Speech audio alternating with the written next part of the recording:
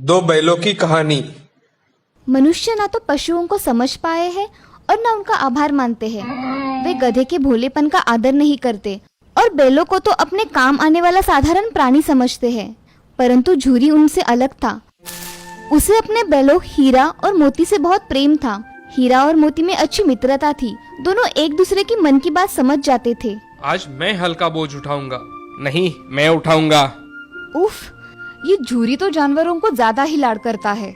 थका देने वाले दिन के बाद दोनों एक दूसरे को पुचकारते और झूरी उन्हें घास और चारा देता। एक दिन ये हमें कहाँ ले जा रहे हैं? हमारे नए मालिक के घर। लगता है हमें बेच दिया है। बैलों को नहीं पता था कि झूरी ने उन्हें अपने साले गया को कुछ दिनों के लिए दे दिया है। वो बहुत परेशान थे। पर क्यों मालिक? हमने आपकी कितनी सेवा की है। आपके लिए हम तो प्राण भी देने के लिए तैयार है। हीरा और मोती जाना नहीं चाहते थे। झूरी ने दोनों को कभी मारा नहीं था। मारे जाने पर वे अड़ गए। चलो आगे बढ़ो। अंततः घर पहुंचने में पूरा दिन लग गया। हीरा और मोती को छोटी सी गौशाला में बांधा और खाने के लिए सूखी घास दी गई। ये जगह, यहाँ के लोग, सब कुछ विचित्र है। चारा खाने का मन नहीं कर रहा है आज। दोनों एक दूसरे को सांत्वना देते रहे और मन ही मन जाने की इच्छा करते रहे। चलो खुट्टा तोड़कर घर लौट चले। खींचो हीरा। अगली सुबह जब झूरी की नींद खुली, मुझे तो अपनी आंखों पर विश्वास नहीं हो रहा है। हीरा मोती लौट आए। हीरा और मोती के लौट आने का समाचार फैलते ही इन बैलों का तो सम्मान करना चाहिए। मैं इन्हें रोटियां खिलाऊंगा। ये निराले हैं, अकेले घर लौट आए। ये बैल नहीं है, पिछले जन्म में ये अवश्य मनुष्य रहे होंगे। परंतु झूरी की पत्नी भड़क उठी। बड़े कृतज्ञ प्राणी है दोनों। कृतज्ञ? कृतज्ञ कैसे? इन्हें ठीक से भोजन नहीं दिया तो क्या करते? सभी तुम्हारी तरह इनकी देखभाल करते हैं क्या? पसंद आए या नहीं आए, इन निठल्लों को केवल सूखी घास ही खाने को मिलेगी। थोड़ी ताजी घास डाल दो। मालकिन मेरे प्राण ले लेगी। उसे पता नहीं चलेगा। और पता चला तो आप मेरा साथ नहीं दोगे? अगले दिन गया उन्हें दोबारा लेने आया। मुझे इस आदमी के साथ नहीं जाना है। संभल कर, गुस्से में तुम गाड़ी को गड्ढे में ढकेल दोगे। हीरा धीर गंभीर था। गया ने उन्हें दोबारा मारा नहीं, पर अरे फिर से वही सूखी बेस्वाद घास। मैं भूखा रह लूंगा पर ये नहीं खाऊंगा। तभी तुमने कुछ खाया नहीं? लो, मैं तुम्हारे लिए रोटियां लाई हूँ। वो गया की बेटी थी। उसकी अपनी माँ नहीं थी। वो अपने पिता और सौतेली माँ के साथ रहती थी। वो नन्ही लड़की उनके लिए हर रात रोटी लाती। उसके लाए भोजन से उनका पेट तो नहीं भरता था, परंतु दुखी मन को शांत अवश्य करता था। मैं और नहीं सह सकता। एक हाथ को अपनी सींगों पर उठाकर पटक देना चाहता हूँ मैं। ऐसा करेंगे तो ये नन्ही लड़की बेचारी अनाथ हो जाएगी। तुम मुझे कुछ नहीं करने दोगे। रस्सी तुड़ाकर तो भाग चले कम से कम। पर कैसे? रस्सी तो बहुत मोटी है। तभी तुम भाग जाओ। वे तुम्हारी नाक में नकेल डालने की बात कर रहे हैं। मैं तुम्हें खोल देती हूँ। तुम भाग जाओ। ये लड़की संकट में पड़ जाएगी। जाओ, भागो। भाग हीरा। दोनों बैल भागे जा रहे हैं। जल्दी आओ। दोनों मित्र जान बचाकर भागे। हमें उस आदमी को पटक देना चाहिए था। वो अपना कर्तव्य भूल गया तो क्या हम भी अपना कर्तव्य भूल जाए? और भागते रहे जब तक हम भटक गए हैं। अब क्या करें? पहले मटर की ये ताजी फलियां खा ले, फिर सोचते हैं। पेट भर खा लेने के बाद बाप रे, ये सांड तो हमारी तरफ ही आ रहा है। चलो भाग चले। हम कायर नहीं हैं। चलो मिलकर उसे पछाड़ते हैं। मैं सामने से आक्रमण करता हूँ, तुम पीछे से वार करो। हमने इसे पछाड़ दिया है। चलो इसे मार डालते हैं। नहीं हीरा, घायल शत्रु पर वार नहीं करते। ठीक है, मैं थोड़ी फलियां और खा लेता हूँ। ये क्या? वो लोग हीरा को पकड़ने आ रहे हैं। मोती अपने मित्र के पास पहुंचा और जल्द ही दोनों को पकड़कर बांध दिया गया। जल्द ही उन्होंने स्वयं को अंधेरी सी गौशाला में पाया। वहाँ कई दुबले और डरे हुए जानवर थे। बड़ी उदास जगह है।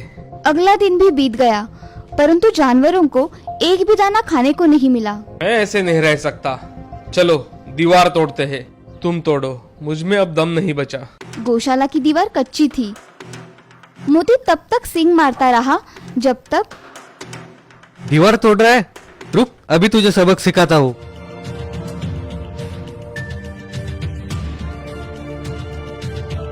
क्या फायदा हुआ, मार भी पड़ी और बांध दिए भी गए। हमारी मृत्यु निश्चित है। दीवार टूट जाती तो कुछ की जान बच पाती। सच कहते हो, मैं प्रयास करता हूँ।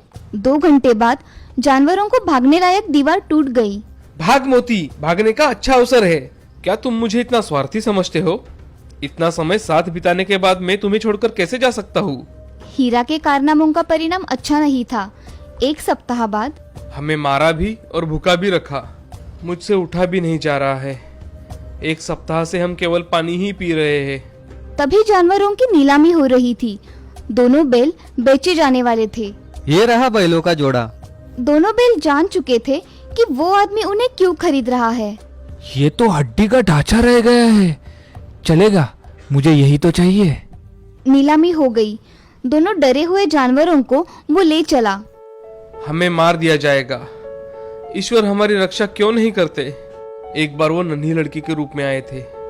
क्या अब वो नहीं आएंगे? कई घंटों तक वे चलते रहे। तभी ये सड़क जानी पहचानी लगती है। हाँ हीरा, हमें इसी रास्ते से लाया था। हम अपने घर के पास पहुंच रहे हैं। दोनों ने सिर झटकाकर रस्सी तोड़ दी और फिर बछड़ों की तरह भाग गए। ये प्रभु की कृपा है। भागो, अपनी गौशाला में चलते हैं। अरे रुक। झूरी घर के द्वार पर धूप सेक रहा था। हीरा, मोती, आ गए तुम? ये मेरे बैल है, मैंने इन्हें नीलामी में खरीदा है। जब मैं इन्हें बेचूंगा तब ये तुम्हारे होंगे। मैंने इन्हें बेचा ही नहीं है। मैं पुलिस को बुलाऊंगा, रस्सी मुझे दो। मोती ने भड़ककर उस पर वार किया। तुम बहुत पछताओगे। बचाओ, मैं पुलिस को बुलाऊंगा, चोर डकैतों। जाओ जाओ। हारकर वो आदमी चला गया। तब मोती हीरा के पास गया। वो चला गया, दोबारा लौटकर आया तो? मनुष्य के लिए हमारे जीवन का कोई मूल्य नहीं है, क्योंकि हम भोले और सीधे साधे प्राणी हैं ना। दोनों बैल झूरी के पास सुरक्षित थे। वो उन पर प्यार लुटाने लगा। आओ मेरे हीरा, मेरे मोती। और उसने नांदों में खली भूसा भर दिया। हीरा, मोती, आ गए तुम। सुंदरपुर नाम के गांव में एक सुशीला नाम की औरत रहा करती थी। उसको एक बहू थी जिसका नाम था राधा। राधा को एक श्वेता नाम की बच्ची थी। उसे स्कूल में छोड़ने तथा घर के सारे काम राधा ही किया करती थी। बाजार से सामान लाना, ऐसे छोटे मोटे काम तो वो आते जाते कर लेती थी। सुशीला अचार पापड़ और दही बेचने का व्यवसाय किया करती थी। उसका लड़का सुधीर खेत में काम किया करता था। उसके यहाँ एक गाय भी थी। उसी गाय के दूध से सुशीला दही बनाती थी और बेचती थी। सुशीला का धंधा बहुत अच्छी तरह से चल रहा था। उसके यहाँ एक दिन गांव का एक आदमी आता है। वो सुशीला से, सुशीला बहन, मुझे तुमसे कुछ काम है, जरा बाहर आना।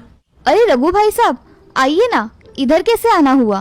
बहन, मेरे बिटिया की शादी है तो मुझे 5 किलो अचार और 5 किलो पापड़ लगेंगे। मिलेंगे ना शादी तक? हाँ, मिल जाएंगे। दही भी अच्छा है मेरे घर का। मेहमान उंगलियां चाटते रह जाएंगे। हाँ, वो तो पता है बहन। दही में शादी के दिन लेकर जाऊंगा, ठीक है? ठीक है भाई साहब, आपके पापड़ कल ही बना के रखूंगी और अचार भी साथ में बनाकर रखूंगी। आप कल आकर लेकर जाना। ठीक है सुशीला बहन, ये लीजिए आपका एडवांस। मैं कल आकर अचार और पापड़ लेकर जाऊंगा। जी। ऐसा कहकर रघु वहाँ से चला जाता है। रघु जाते ही सुशीला काम करने लग जाती है। उसके पास अचार था मगर उसे पापड़ तैयार करने थे, वो भी एक दिन में। इसीलिए वो जल्दी जल्दी में पापड़ का आटा बनाने के लिए लग जाती है और वो उस दिन राधा की मदद लेने की सोचती है। सुशीला राधा से, राधा। हाँ माँ जी। जरा इधर आना, मुझे ये पापड़ का आटा गूंदने में मेरी मदद करो। हाँ माँ जी, अभी आई। ऐसा कहकर राधा सुशीला के पास चली जाती है। राधा देखती है कि सुशीला पापड़ के आटे में मसाला थोड़ा कम डाल रही है। तभी राधा सुशीला से, माँ जी, पापड़ के आटे में मुझे लगता है कि मसाला थोड़ा कम हो गया है, थोड़ा और डालिए ना। अरे नहीं बहू, इतना ही ठीक है। ज्यादा डाला तो हमें वो कितने में जाएगा? मगर माँ जी, हम उसके पैसे लेते हैं, ग्राहक हमें पूरे पैसे देते हैं, तो हमें भी हमारा माल अच्छा देना चाहिए ना। अरे राधा, तू मुझे मत सिखा, मैं मेरा काम अच्छी तरह से जानती हूँ, समझी? ऐसा कहकर राधा भी आटा गूंदने के लिए बैठ जाती है और बाद में उसके साथ पापड़ बेलने बैठ जाती है। काम होने के कारण राधा उठ जाती है। सुशीला थोड़ी देर वहाँ पापड़ बेलती रहती है। सुशीला 5 किलो के पापड़ बेल लेती है और उसे सुखाने के लिए रखती है। तभी राधा सुशीला को आवाज लगाती है। माँ जी खाना तैयार है, आ जाइए। हाँ आई। सब खाना खाने बैठ जाते हैं। खाना खाने के बाद सुधीर अपने खेत में क्या क्या करना है इसकी बातें करता है और श्वेता अपने स्कूल की बातें बताती है। अब बातें हो जाने के बाद सभी सोने के लिए चले जाते हैं। सुबह सुशीला सारे पापड़ जमा करके एक बैग में भर देती है और एक बड़ी बरनी में अचार भर देती है। तभी रघु आकर सुशीला से, सुशीला बहन, मेरे अचार और पापड़ तैयार है क्या? जी भाई साहब, आपके पापड़ और अचार तैयार है, ये लीजिए। ऐसा कहकर सुशीला रघु के हाथों में पापड़ की बैग और अचार की बरनी दे देती है। अब रघु बोलता है, बहन, शादी के दिन में 5 किलो दही लेकर जाऊंगा, आप बना के रखना। हाँ भाई साहब, मैं बनाकर रखूंगी। आप किसी को भेज देना दही ले जाने के लिए। जी, ये लीजिए आपके पैसे, मैं चलता हूँ अब। जी। रघु पापड़ और अचार लेकर वहाँ से चला जाता है। इधर सुशीला पैसे देख बहुत खुश हो जाती है। उन्हें लेकर अपने कमरे में चली जाती है। वो पैसे अपने पोटली में रख देती है और दूसरे काम करने लगती है। अब सुशीला हर दिन अपना काम करके पापड़ बनाकर रखा करती थी, मगर सब में कुछ ना कुछ कम डाला करती थी। एक दिन उसके दिमाग में एक आइडिया आता है, अगर मैं लोगों को अचार नाप के थोड़ा कम दे दिया करूं तो मेरा ही फायदा है, और पापड़ में मसाला कम डाला तो मेरा ही मुनाफा और हो जाएगा। ऐसे सुशीला खुद से सोचकर मन ही मन में ठान लेती है और अगले दिन से वो आने वाले ग्राहकों को कम अचार देने लगी और दही के पैसे भी उसने बढ़ा दिए। अब रघु के घर उसने 5 किलो दही दे दिया और उसने 300 रुपए ही लिए। तभी सुशीला का बेटा सुधीर उससे, अरे माँ, आजकल गाय दूध कम दे रही है, अगर तुम्हें कुछ दूध कम पड़ रहा हो तो बाहर से खरीद लेना। अरे नहीं, फिलहाल तो चल रहा है, बाद में देखेंगे, कम पड़ा तो मैं देख लूंगी। ठीक है माँ, चलो मैं खेत में जाकर आता हूँ। ठीक है बेटा। ऐसा कहकर सुधीर खेत में चला जाता है और सुशीला सोचने लगती है कि तभी राम वहाँ दही लेने आ जाता है। चाची, मुझे 1 किलो दही चाहिए, एकदम ताजा। हाँ राम, रुको, मैं अभी लाती हूँ। ऐसा कहकर उसके हाथ के डिब्बे में सुशीला 1 किलो दही लेकर आती है। तभी उस दही को देख राम बोलता है, चाची, आजकल दही में ज्यादा पानी आ रहा है। अरे बेटा, ये गर्मी का मौसम शुरू हो गया है ना, इसीलिए दही ऐसा होता है। अच्छा चाची, ये लो पैसे, अब मैं चलता हूँ। हाँ ठीक है। सुशीला पैसे गिनती है और खुद से बोलती है, इसे कम पैसों में दही भी अच्छा चाहिए। कौन यहाँ इतनी ईमानदारी से धंधा करता है, आया मुझे सिखाने वाला। ऐसा कहकर सुशीला घर में चली जाती है। उसे सुधीर की बातें याद आती है कि दूध कम पड़ गया तो बाहर से मंगवा लेना। वो फिर से मन ही मन में सोचती है, अगर दूध कम पड़ गया तो मुझे कुछ न कुछ करना पड़ेगा, नहीं तो मेरे ग्राहक कम हो जाएंगे। ऐसे ही दिन ब दिन सुशीला का लालच बढ़ता जा रहा था, मगर उसके बहू के नजर से ये छुपा नहीं था। सुशीला अचार कम देती थी, पापड़ में मसाला कम और अब दूध में पानी मिलाकर उसका दही लगाया करती थी। इससे ग्राहक शिकायत किया कर रहे थे। ये सब देख राधा सुशीला से बात करने की सोचती है और कुछ मन में सोचकर सुशीला के पास चली जाती है। माँ जी, आपने जो पापड़ दिए थे ना रघु चाचा की लड़की के शादी में, उसको लोग कह रहे थे कि उसमें स्वाद ही नहीं है। क्या कह रही हो बहू तुम? मैं सच कह रही हूँ माँ जी, मैंने अपने कानों से सुना है। अगर ऐसा कुछ था तो रघु मुझसे बोलने क्यों नहीं आया? माँ जी, आपसे बोलने के लिए सब डरते हैं, इसीलिए कुछ नहीं कहते, मगर इसका तो परिणाम आपके धंधे पर पड़ेगा ना। इससे तो ग्राहक कम हो जाएंगे और अच्छे पापड़ ना मिलने की वजह से लोग दूसरे लोगों से पापड़ खरीद लेंगे। इससे आपका नुकसान हो जाएगा। और आपके हाथों में तो कितना स्वाद है ना माँ जी, आप कुछ मिलावट या कम ज्यादा मत कीजिए। पहले जैसे आप बनाती थी वैसे ही बनाइए। हाँ बहू, तुम सच कह रही हो, मगर महंगाई कितनी बढ़ गई है।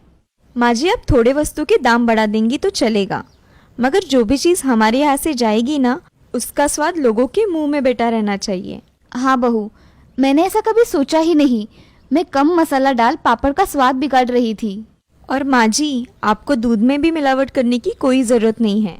ये सोच रहे हैं कि इस गाय का दूध अगर कम पड़ रहा है तो हम दूसरी और एक गाय ले लेंगे, इससे हमें दूध की कमी नहीं होगी। इन्होंने मुझसे आज सुबह ही कहा। बहू, तुम सच कह रही हो। अगर ऐसा हुआ तो मैं अपना काम पूरी ईमानदारी से करूंगी और मेरे पदार्थों का स्वाद भी कायम रखूंगी। आप अब पैसों को लेकर मन में कभी भी लालच नहीं लाएंगी, और मैं हूँ ही आपके साथ। हाँ, अब हम दोनों मिलकर अच्छा काम करेंगे। और मुझे सही राह दिखाने के लिए तुम्हारा बहुत बहुत शुक्रिया। ऐसा कहकर सुशीला राधा के गले लग जाती है। आज राधा की वजह से सुशीला की आंखें खुल गई थी। अब उसे पता चल गया था कि उसे किस प्रकार से अपने ग्राहकों को सब बताना है और कैसे उन्हें अच्छे पदार्थ बेचने हैं। अब सुशीला के मन में लालच मिट गया था। ये देख राधा भी बहुत खुश हो जाती है। अब से सुशीला ग्राहकों को अच्छे पदार्थ देकर अपना नाम कर रही थी और लोगों के मुंह में तो जैसे उसके पदार्थों का स्वाद ही बस गया था। अब उसने बाद में बहुत नाम कमाया और ईमानदारी से अपना काम किया। इस कहानी से हमें ये सीख मिलती है कि जिंदगी में कभी भी लालच नहीं करना चाहिए। लालच से हम हमारा ही नुकसान कर लेते हैं। वो कहते हैं ना, लालच बुरी बला होती है।